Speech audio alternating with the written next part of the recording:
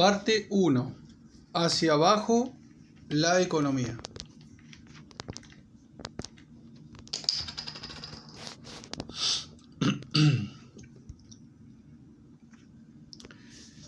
En esta primera parte haremos el tramo económico de nuestro viaje.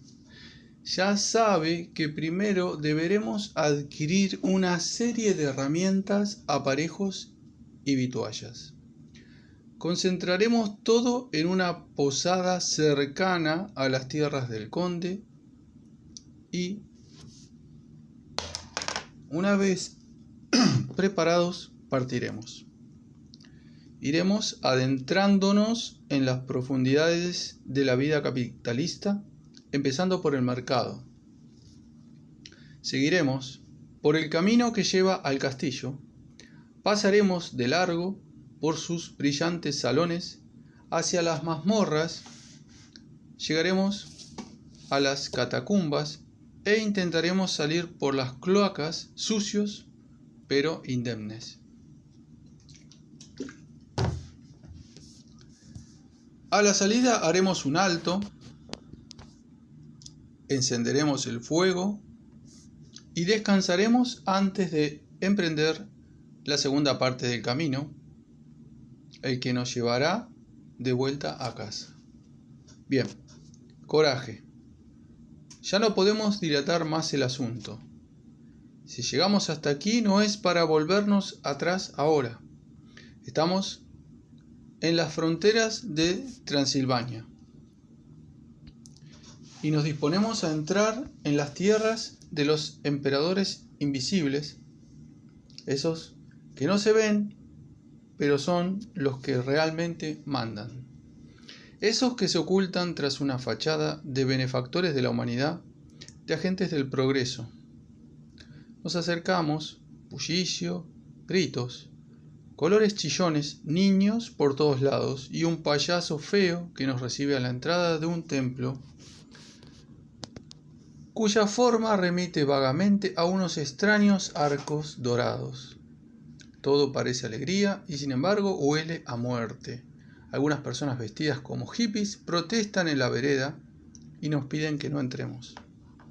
El portal que habremos de cruzar en breve tiene en su dintel 3 palabras grabadas en oro y plata, sobre todo plata: libertad, igualdad y fraternidad. No es extraño, porque se supone que en la sociedad en la que vivimos todos somos libres e iguales y nos relacionamos como hermanos. Veremos.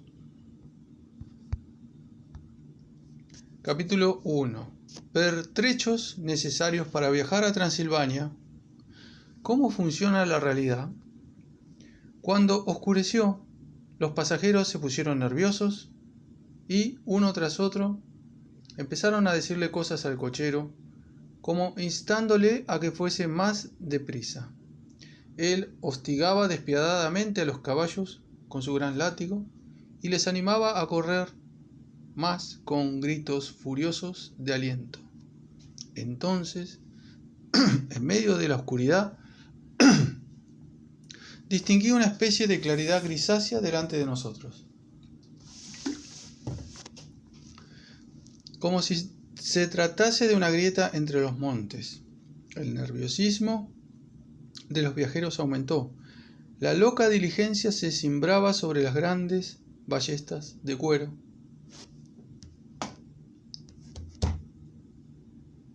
y se escoraba como un barco sacudido por un mar tempestuoso. Tuve que agarrarme. La carretera se hizo más llana y pareció que volábamos. Luego las montañas se fueron acercando a uno y otro lado, ciñéndose amenazadoras a nosotros. Estábamos entrando en el desfiladero de Borgo, del diario de Jonathan Harker en Drácula, de Bram Stoker. Si hay algo que nos salva de este mundo, es la incapacidad de la mente humana para correlacionar todos sus contenidos. Vivimos en una isla de ignorancia en medio de los mares negros del infinito y no estamos hechos para viajar lejos. H.P. Lovecraft. No muestres lo que hay detrás de aquel espejo, no tendrás poder, ni abogados, ni testigos. Charly García. Toda ciencia sería superflua si la forma de manifestación y la esencia de las cosas coincidiesen directamente. Carlos Marx. La primera escala, dijimos, comienza antes de abandonar Londres, siguiendo nuestra novela de vampiros, al solo efecto de recoger los pertrechos necesarios. ¿Qué aprenderemos en este capítulo? Algo en principio muy sencillo y al mismo tiempo complejo y difícil de entender, pero que es clave para poder avanzar. Primero, que la realidad no es fácil de percibir porque nunca es lo que parece. Segundo, que el conocimiento es conocimiento de la totalidad y de sus leyes de movimiento. Tercero, que el conocimiento es social, es decir, político y por ende peligroso. Cuarto, que una sociedad es una totalidad estructurada por relaciones jerárquicamente ordenadas. Quinto, que la sociedad que intentamos conocer, esta en que vivimos, es un tipo de sociedad específica, el capitalismo, una de las tantas posibles que funciona como todas, según una legalidad inmanente. Sexto, que es un fenómeno histórico y por ende transitorio. 1. La isla de la ignorancia. La realidad no es inmediatamente visible a los ojos, no es lo que parece, o como decía el Principito, lo esencial es invisible a los ojos. Si usted abandona por un momento la lectura y mira a la pared de ladrillos que tiene cerca, tendrá la sensación visual de algo denso, porque las paredes de ladrillos tienen esa costumbre, el ser densas. A nadie se le ocurriría que podría atravesarla caminando sin más, aunque David Copperfield se jacta de haberlo hecho con la muralla china, que es algo así como el non plus ultra de las paredes. Yo no se lo aconsejo, la experiencia nos ha enseñado que una pared de ladrillos no es cualquier superficie como la del agua que puede atravesarse con la mano. Pero aún con este conocimiento, producto de la experiencia, no vemos toda la realidad contenida en la pared. Porque si pudiéramos mirar más de cerca, veríamos que el material de la pared es granulado y que, si prestamos mucha atención, la pared está surcada de grietas. De modo que esa cosa densa que suelen ser las paredes de ladrillos, además de materia aparentemente impenetrable, contiene espacios vacíos. Si ampliáramos aún más nuestra capacidad de visión, observaríamos que esos mismos gránulos se componen ellos mismos de partículas más pequeñas, moléculas, entre las cuales descubriríamos ya bastante más espacio vacío. Con microscopios más poderosos aún, no sé si existen, le aclaro, encontraríamos que las mismas moléculas se componen de partículas más pequeñas, los átomos, entre los cuales se extiende una enorme cantidad de espacio vacío. Y si penetráramos en el interior de un átomo, otra vez no sé si se puede, mis conocimientos sobre física son muy rudimentarios, veríamos una porción de materia amontonada en el centro, el núcleo, y pequeñas porciones girando en derredor muy a la distancia, los electrones. Y notaríamos que la inmensa mayoría del espacio que ocupa un átomo es espacio vacío. De este modo, que esta tan densa pared de ladrillos, impenetrable a simple vista, no es más que espacio vacío acompañado de una misérrima porción de materia, y que por ella circulan todo el tiempo innumerables cantidades de partículas que nos atraviesan permanentemente sin notar nuestra presencia. Porque para ellas, nuestro cuerpo, esta realidad tan palpable y tan densa que no puede atravesar la pared, es espacio vacío. La pared era impenetrable para nosotros, pero tanto ella como nosotros mismos somos perfectamente penetrables por otros niveles de la realidad material. Es más, si volvemos por un momento las primeras grietas que descubrimos en la pared y que las tomamos como primeros indicios de espacio vacío, notaremos que la apariencia nos jugó otra pasada. Porque eso que tomamos como espacio vacío era en realidad aire, compuesto como toda materia por átomos, moléculas y un montón más de pequeñas cosas extrañas que van de aquí para allá. Las apariencias engañan, dice el dicho y tiene razón.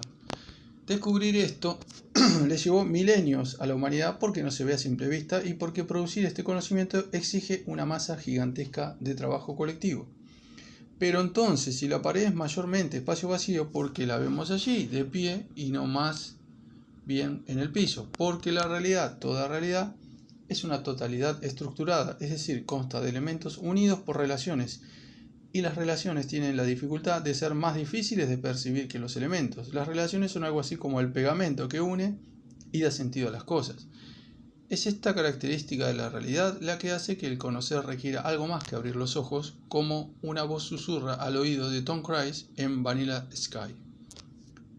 Y la sociedad no escapa a estas características generales de la realidad, no alcanza con abrir los ojos para verla. Efectivamente, la sociedad es tan opaca como cualquier otra porción de la realidad.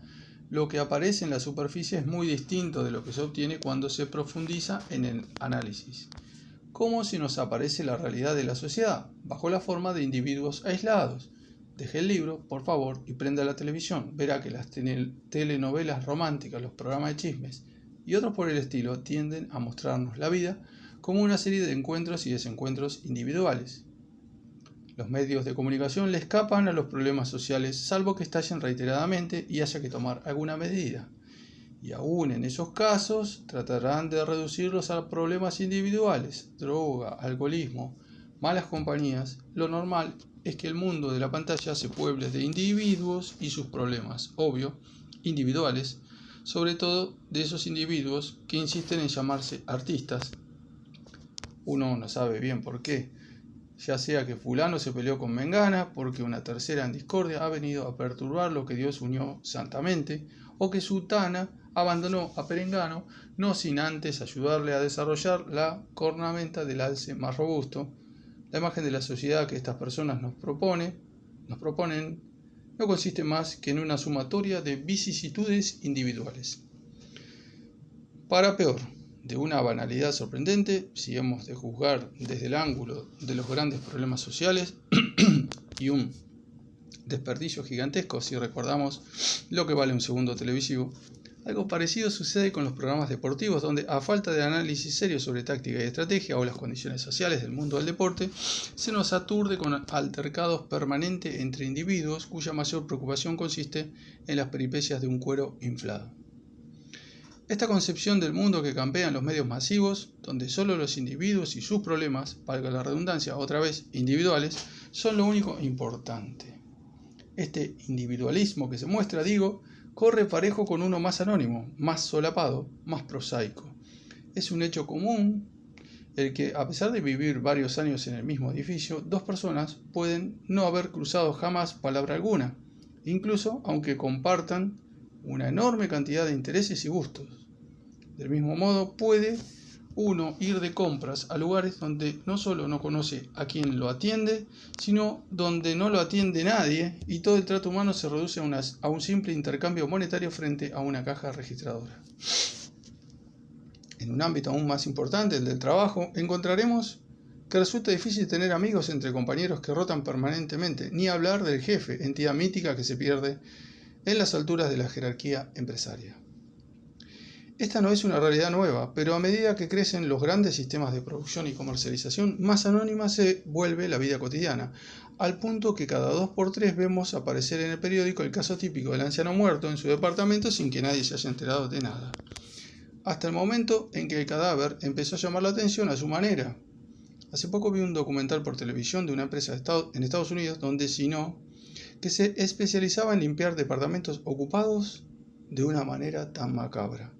El asunto ya ni siquiera es sorpresa. El cadáver molesta porque no se puede vender, por ahora supongo, una casa con un cadáver adentro. Así que a limpiar y chau.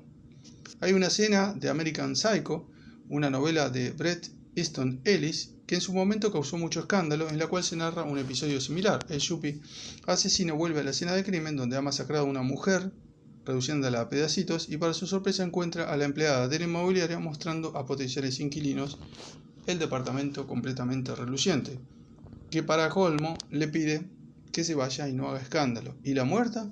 ¿La habrán limpiado los obreros de la empresa de la que hablábamos? También habría que preguntarse si la fascinación por la mutilación, propia de las películas de terror norteamericanas, no tiene que ver con esta profunda tendencia a la fragmentación, a la mutilación social, cortes, tajos, pedazos. La vida social fragmentada, la realidad a porciones. Hay muchos ejemplos en su videoclub amigo, desde la serie de Jason a la de Freddy, ahora multiplicada por Jason vs. Freddy, pero la película en la que este asunto llega a su cenit, en clave de solfa, es la neozelandesa Muertos de Miedo, donde la multitud adquiere ribetes delirantes.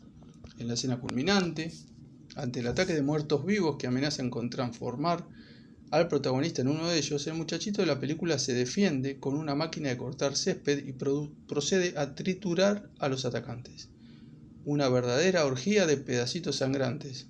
Una parodia, obviamente, de El loco de la motosierra, pero por el costado dramático, 8 milímetros, muestra a Nicolas Cage buscando desentrañar el misterio de las películas snuff, esas donde la violencia y la mutilación no reflejan una buena actuación, sino supuestamente un hecho real. Tengo para mí que estos productos de la imaginación reflejan alguna tendencia profunda del capitalismo a fragmentar, dividir, individualizar la vida humana. En efecto, el individualismo es la marca de nacimiento de la sociedad en que vivimos. Incluso los problemas más acuciantes aparecen como fuerzas misteriosas que se ciernen sobre individuos indefensos. Las crisis económicas, por dar un ejemplo, son explicadas como la consecuencia lógica de las acciones racionales de otros individuos, los inversores que por alguna razón pierden la confianza y se van. La historia misma es comprendida también por remisión a caracteres individuales excepcionales. Así, revoluciones enteras, grandes procesos históricos y fenómenos de masas surgen como un rayo en cielo sereno de la voluntad majestuosa de tal o cual personaje. Lenin o Castro dan cuenta de Rusia y Cuba, como Roosevelt de los Estados Unidos, Hitler del nazismo y el Holocausto.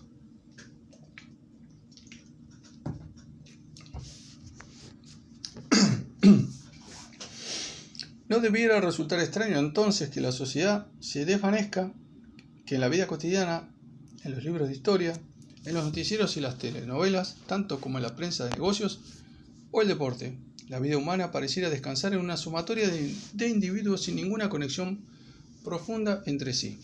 La sociedad se ha diluido en sus fragmentos y surge a través la pregunta obvia: ¿cómo es que este caos se mantiene unido? Por la misma razón que la pared se mantiene erguida, porque es una realidad estructurada, como toda realidad. ¿Por qué tiene un cemento que une y da sentido a esos fragmentos? Las relaciones sociales. De modo que a nadie debería llamarle la atención que haya querido comenzar este libro partiendo de una afirmación extraña. La realidad no es como se ve a simple vista. Los ejemplos que acabo de dar deberían resultar elocuentes acerca de cuán difícil es percibir su esencia profunda. No se trata de ignorancia o superficialidad, sino de que la estructura misma de la realidad es remisa a mostrarse a simple vista. Por eso hace falta la ciencia, es decir, esa actividad que consiste en adentrarse en las profundidades de las cosas para encontrar las claves explicativas.